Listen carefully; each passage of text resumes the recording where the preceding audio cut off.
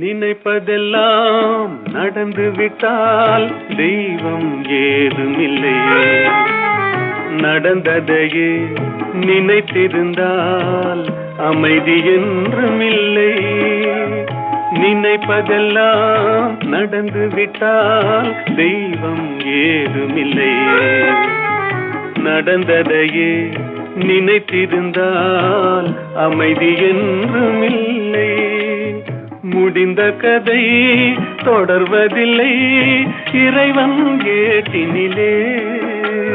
தொடர்ந்த கதை முடிவதில்லை மனிதன் வீட்டினிலே.